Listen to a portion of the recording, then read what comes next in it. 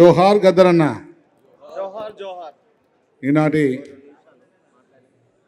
గద్దరన్న గారి వర్ధంతి సందర్భంగా జోహార్లు అర్పిస్తూ, నిజంగా ప్రజాయుద్ధ నౌక మరి గద్దరన్న లేని లోటు మనకు అందరికీ. ఆ రోజు ఉద్యమ స్ఫూర్తినిచ్చిన గొప్ప నాయకుడు.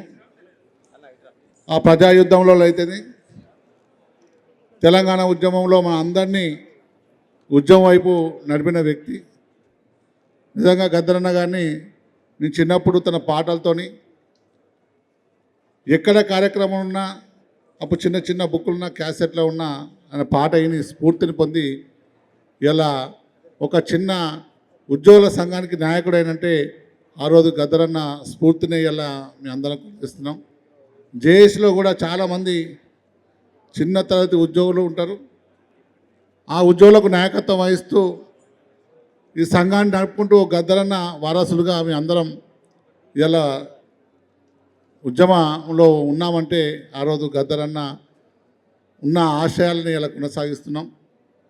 మాకున్న అనుబంధం గద్దరన్నతో ఆ రోజు కరీంనగర్ జిల్లాలో నేను అధ్యక్షుడిగా ఉన్నప్పుడు ఆ కరీంనగర్లో తెలంగాణ ఉద్యమంలో మాకు వచ్చి మన స్ఫూర్తిని పొంది మీ తెలంగాణ వస్తే ఏమవుతుంది, మా తెలంగాణ ఎట్లా ఉండాలి, వచ్చే తెలంగాణ ఎట్లా ఉండాలని చెప్పిన సందర్భం ఇలా నాకు గుర్తొస్తుంది.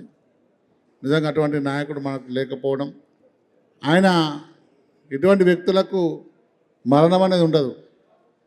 ఇలా గద్దరన్న వర్ధంతి, అలాగే జయశంకర్ సార్ జయంతి. ఒక వీరుడు మరణిస్తే ఇంకో వీరుడు ఉద్భవిస్తాడన్నట్టు వాస్తవానికి ఇలా నా జన్మదినం కూడా ఇలా గద్దరన్న వర్ధంతి కావడం బాధగా ఇచ్చిన ఒక మహానుభావుడు ఇలా మనకు లేని లోటు.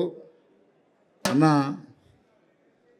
రావడం, మన గద్దరన్న కొడుకుగా నిజంగా మీరు సూర్యమన్న స్ఫూర్తిని నిజంగా కొనసాగి చాలాసార్లు వచ్చి అన్న మీరు రావాలి అంటే ఇలా మా బర్త్డే ఉన్నా ఇలా గద్దరన్న వర్ధంతి రావాలి, మా ఉద్యోగ సంఘ నాయకులను కూడా తీసుకొచ్చి ఇలా అటువంటి స్ఫూర్తి ఉన్న నాయకుడు మనకు దొరకడం నిజంగా అరుదు. వాస్తవానికి ఎందరో లక్షల మందిని కదిలించిన వ్యక్తి. అటువంటి వ్యక్తి ఇలా మనకు స్ఫూర్తిని ఇవ్వాలి.